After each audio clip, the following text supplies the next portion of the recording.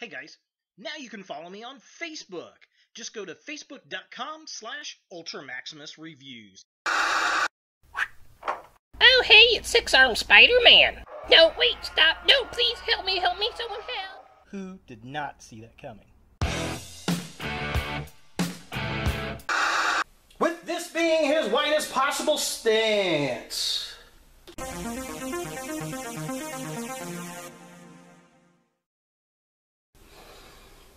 Hello YouTube, Ultra Maximus back with another toy review, and today we're going to take a look at another Marvel Legends figure, and it's from the Spider-Man Far From Home wave. It's Doppelganger Spider-Man. Now, I found this at my local GameStop in the Greenwood Park Mall on the south side of Indianapolis, and I picked up a few figures down there, actually. This was the only one out of this wave I picked up. I did see the Spider-Woman and Hydro Man, but I passed on them because this was definitely the figure I wanted the most out of this wave. I may get the others at some point, I don't know, but this guy definitely looks fun. So let's go ahead and take a look at the packaging. So here we have the Doppelganger in the packaging, and it's pretty much what I thought it was going to be, a retool of the Six-Armed Spider-Man body. They basically used the same body, repainted it, and then add different arms on there. So I kind of expected that, but that's okay. We get the arm for the Molten Man in there. So top of the package has got a Spider-Man logo. Side of the box has some artwork, and it's kind of funny. I noticed that the figure itself only has like the little 3 mutant fingers, but the artwork, he's got all 5 fingers. So yeah, interesting. But yeah, there he is, looking all kinds of doppelgangery. Here's the side of the package, the artwork. And back of the package here, we get a little write-up, and he mentions the Demo Goblin, which is kind of cool. Hopefully we get a new Demo Goblin pretty soon, because I don't think we had one recently, have we? If we did, leave a comment down below. I can't really think off the top of my head if we've got one or not. I want to say we did, come to think about it, but that may be the Hobgoblin. I don't know. Yell at me down in the towel section. But all the other figures in the wave, I did not see Mysterio, did not see the black suit Spidey, and I do not recall seeing the Scorpion or Spider-Man. The only other figures I saw in this wave were Hydro Man and Spider-Woman, and they both looked pretty cool. I will admit that. I'll probably pick this wave up just to build the Molten Man, because he's pretty cool looking. And I've got the movie line figure, so why not do a comparison? Here's the write-up. If you want to pause and read that, you're more than welcome to. But yeah, notice how he's got the 5 fingers in the artwork. I think that's kind of interesting. And then all the other figures in this wave, and you can build Molten Man. Isn't that amazing? Yes, it is. So yeah, there is Doppelganger. And that's pretty much it for his packaging. Let's go ahead and get him out of box and see what we think. So here we have the Doppelganger out of the packaging, and, you know, for the most part, I like this figure. I think it's pretty interesting. I'm definitely going to have to do a toy versus toy on this guy with the original figure. I will say it's kind of cumbersome to stand up because of the way the feet are. You really kind of have to get it into this hunched pose to get it to balance really well, which I guess makes sense for this character. He should be kind of hunched over like that, but I wish it had a little bit more posability.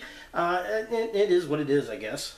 Now, of course, he comes with a build-apart for the Molten Man from Spider-Man Far From Home. And this is an interesting piece. It's kind of hard to tell, but this is actually a very translucent piece of plastic. If you put this up to the light, you can kind of see through it, as well as some of the plastic in the shoulder bit. So that'll be interesting to put that guy together and see how he looks. Now, as far as articulation on this guy, it's very similar to the Six-Armed Spider-Man. His head looks down about that far. It looks up really far, which is nice. It moves all around. It's on a ball joint. And then each one of these arms has a ball socket with a hinge in it. They all have the twisty arm and a double jointed elbow. They've got twists on the wrists as well as hinges, each one of them. I wish he came with some additional hands. But I do like how not all of them are the same on this guy, much unlike the six-armed version of Spider-Man. His legs do move up and down. They kick out really far, which is nice. There's a twist at the upper leg. He's got a double-jointed knee right there. He does have a twist at the boot, which is cool. And then he's got a hinge on his foot. That crazy ankle rocker pivot we love! With this being his widest possible stance with both feet still flat on the floor. And this is kind of hard to do. So taking a closer look at the figure itself, the sculpt is pretty good. I like it. It looks like the Mark Begley comics, or is it Ed Begley comics, back in the day. I wish the eyes were a little bit more silver. I wish there was a little bit more definition in the teeth. But other than that, the head looks really good. I like the dark red on the figure. I think that looks good. The webbing effects on some of the hands, I think, could have been a little better, especially on the little closed-fisted hands. The paint apps themselves are pretty clean. Definitely dig that. He should come with some more interchangeable hands, I think. But they're better than what the six-armed Spider-Man version had.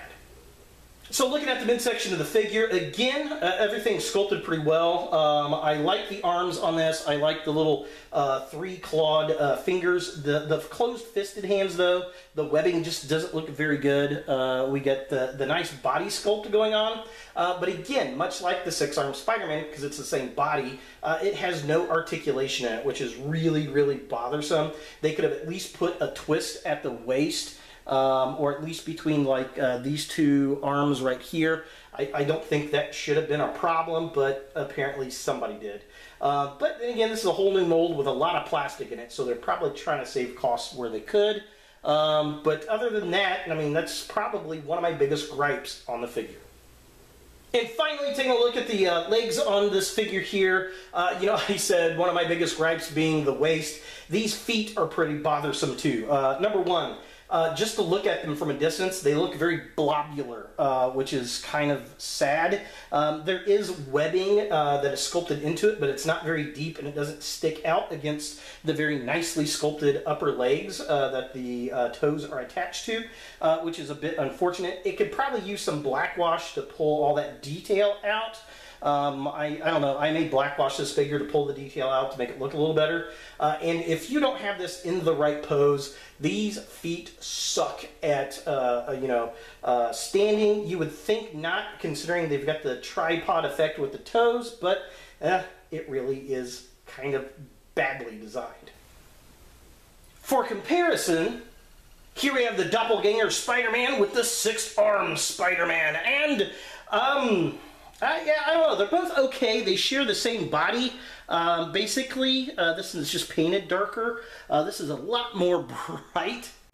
Much more of an animated series style, I guess, versus a dark, brooding comic style.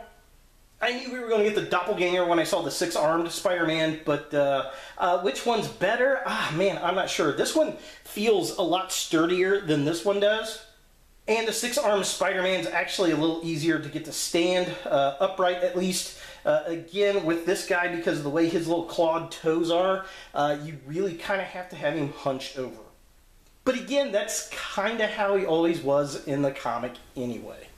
So is the Doppelganger Spider-Man something that you want in your Marvel Legends collection? Well, if you like all the Spider-Man villains, this is one you're going to want. If you like the weird kind of characters, I think you're going to like him. Is he better than the six-armed Spider-Man? I think for the looks and design, yes. It's much more comic accurate. I wish there was more articulation in the waist. I can really see Doodog doing this, his version, like he did the six-armed Spider-Man, using like a Carnage face or something. But overall, I mean, it's not a bad figure. It's cooler looking than the six-armed Spider-Man, but the six-armed Spider-Man feels like a more durable toy. To get him to pose right, you kind of have to bend him and hunch him, but that's what he did, in the comics anyway. The feet, there's something about the feet that I don't like on this figure, and I don't know, they just feel like an afterthought or rushed, kind of globular looking, but once you get him in the right pose, it does stand at least. So that, that's always a good thing. So there he is, the Doppelganger Spider-Man from the Spider-Man Far From Home Build-A-Figure set. Hey guys, thanks for watching. If you like this video, thumbs it up. If you hate this video, thumbs it down. To watch more Ultra Maximus, click on the links to the right. Don't forget to subscribe and share, like us on Facebook, and look for more videos in the future.